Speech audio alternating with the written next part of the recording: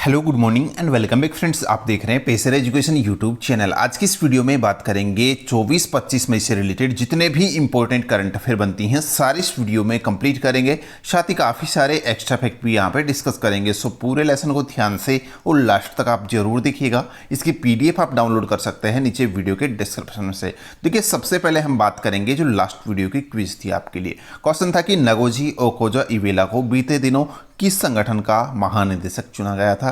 Correct answer था world health organisation, जो विश्व स्वास्थ्य संगठन है, इसी का यहाँ पर नया महानिदेशक इनको चुना गया है, नगोजी ओकोजो-इवेला को। चलिए अब बात करते हैं यहाँ पर आज की करंट अफेयर की। देखिए, पहला क्वेश्चन है, हाल ही में मई 2021 को वैश्विक स्वास्थ्य शिखर सम्मेलन 2021 कहाँ संपन्न हुआ है? तो ये संपन्न हुआ है रोम के अंदर। देखिए, वैश्विक स्वास्थ्य शिखर सम्मेलन की बात हो रही है, जो इस बार कहाँ आयोजित किया गया है? रोम के अंदर इसको आयोजन किया गया है। यहाँ पर इसका जो विषय है, थीम है, वो भी आप ध्यान रख लीजिएगा। यूनाइटेड अगेंस्ट कोविड-19 ये इसका थीम रखा गया है, यानी कि विषय रखा गया है। और ये जो शिखर सम्मेलन है, ये G20 प्रेसिडेंसी का एक विशेष आयोजन है, जिसे इटली द्वारा यूरोपीय आयोग के सहयोग से आयोजित किया गया है। तो ये इटली के द्वारा जो है आयोजित किया गया है, जो रोम है वहाँ पर। ठीक है, इस सम्मेलन की जो सह अध्यक्षता की है वो इटली के प्रधानमंत्री मारियो द्राघी और यूरोपीय आयोग की अध्यक्ष उर्सुला वान डेर लेयन द्वारा की गई है। तो ये तो हो गया यहाँ पर ग्लोबल हेल्थ समिट के बारे में। अगला अपडेट देख लीजिएगा।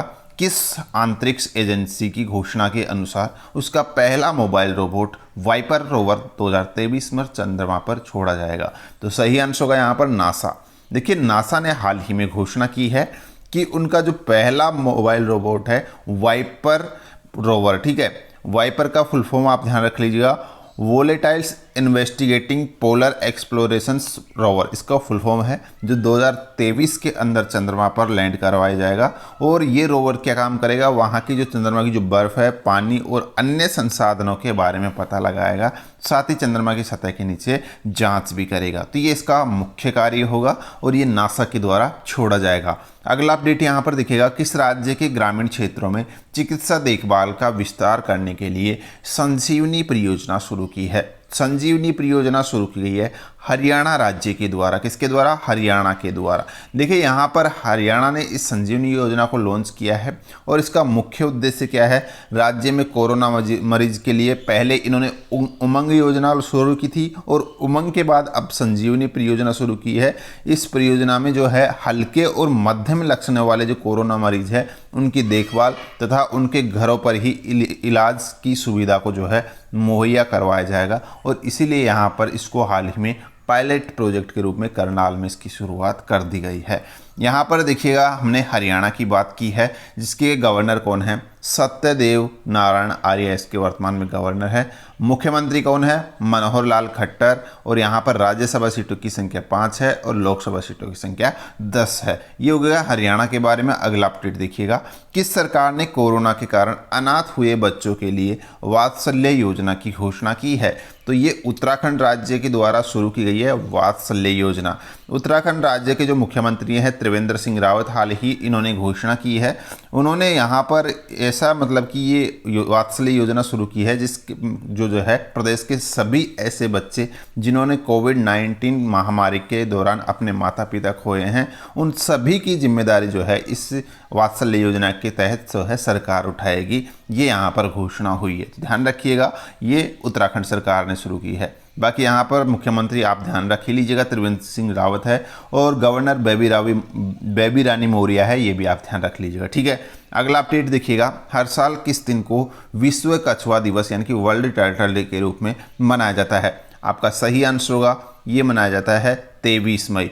देखिए, हर साल जो है 23 मई को वर्ल्ड टर्टल डे यानी कि विश्व कछुआ दिवस मनाया जाता है। और यहाँ पर देखिएगा, इसकी शुरुआत एक गैर लाभकारी संगठन जो अमेरिकन टॉर्टोइज रेस्क्यू है, इसके द्वारा शुरू की गई थी और यहाँ पर इसी के द्वारा इसको विश्व कछुआ दिवस को मनाया जाता है। यहाँ पर इसका मुख्य उद्देश्य है वार्षिक रूप से जो लोग हैं मतलब कि उनको कछुआ संरक्षण का करने और दुनिया भर में के पाए जाने वाले स्थानों को लुप्त होने के बारे में जागरूकता बढ़ाने के मकसद से ही ये विश्व कछुआ दिवस मनाया जाता है, ताकि इनको बचाया जा सके।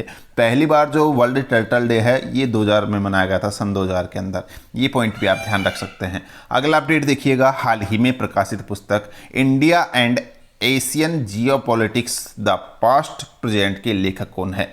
तो इसके लेखक हैं शिव शंकर मेनन। देखिए यहाँ पर शिव शंकर मेनन जिन्होंने यहाँ पर एक पुस्तक लिखी है, India and Asian geopolitics the past and presents, इसको हाल ही में यहाँ पर विमोचित किया गया है, इसलिए यहाँ पर ध्यान रखिएगा। इसके लेखक कौन है? शिव शंकर मेनन। इसके अंदर इंडिया की जो जियोपॉलिटिक्स, जो पास्ट और जो प्रेजेंट की जो हिस्ट्री है, उसको इस पुस्तक में इन्होंने दर्शाया है। ये आपको ध्यान में रखना है, ठीक है। यहाँ पर देखिएगा, ये प्रधानमंत्री के राष्ट्रीय सलाहकार रह चुके हैं और विदेश सचिव भी थे, ठीक है। अगला अपडेट यहाँ पर देखिएगा, किसके द्वारा लिखित एक पुस्तक का शीर्षक नेहरू तिब्बत और चीन है। यहाँ पर एक नई पुस्तक प्रकाशित हुई है जिसका शीर्षक क्या है? नेहरू तिब्बत और चीन। इसके लेखक कौन है, ये आपसे यहाँ पर पूछा जा रहा है। तो इसके लेखक है अवतार सिंह भसीन, इसका लेखक है अवतार सिंह भसीन। यहाँ पर देखिएगा कवर पृष्ठ इस पुस्तक का आप देख रहे हैं, और एएस भसीन या फिर अवतार सिंह भसीन, दोनों फॉर्म में इसका आपको ध्यान रखना है, ठीक है। तो इन्होंने हाल ही ये पुस्तक लिखी है और वर्षों के गहन अभिलेखीय शोध पर आधारित ये पुस्तक आकर्षक विस्तार से, ये पुस्तक 1949 से लेकर 1962 में जो भारत चीन युद्ध और उसके बाद की जो घटनाएं हैं उनका जिक्र इस पुस्तक के अंदर किया गया है। ये आपको ध्यान में रखना है। अगला अपडेट देखिएगा, reserve bank innovation hub RBIH के जो बोर्ड है, इसने किसको RBIH का मुख्य कार्यकारी अधिकारी यानी कि CEO नियुक्त किया है। तो यहाँ पर देखिएगा, रिजर्व बैंक इनोवेशन हब का जो नया CEO है वो किसे चुना गया है? राजेश बंसल को चुना गया है। किसको? राजेश बंसल को चुना गया है। अगला अपडेट यहाँ पर देखिएगा, जो अंतर्राष्ट्रीय हॉकी महासंघ है, इसके अध्यक्ष निम्न में से किसे नियुक्त किया गया है? तो सही आंसर होगा नरेंद्र बत्रा जो है हाल ही में एक बार फिर से अंतर्राष्ट्रीय हॉकी महासंघ के नए अध्यक्ष बने हैं, जिनको आप यहाँ पे देख रहे हैं। देखिए यहाँ पर भारतीय ओलंपिक संघ के अध्यक्ष और अंतर्राष्ट्रीय ओलंपिक समिति के अध्यक्ष जो सदस्य बत्रा है, इन्होंने अपने जो मतलब कि प्रतिद्वंदी है बेल्जियम हॉकी महासंघ के प्रमुख मार्क कॉर्ड्रॉन, इनको यहाँ पर 2 वोट से हराकर ये पद के लिए जो है जीत हासिल की है। टोटल यहाँ पर बत्रा को 63 वोट हासिल हुए हैं, जबकि इसके जो अपोजिट थे विपक्ष, उसको 61 वोट मिले थे इसके अंदर। अगला अपडेट यहाँ पर देखिएगा, 24 मई को पूरे भारत में कौन सा दिवस मनाया जाता है? सही आंसर होगा यहाँ पर राष्ट्रमंडल दिवस। देखिए राष्ट्रमंडल दिवस जो कि 24 मई को हर साल मनाया जाता है, इसे शुरुआत में एम्पायर डे के रूप में मनाया जाता है, लेकिन 1958 में इसका नाम बदल कर क्या नाम किया गया है?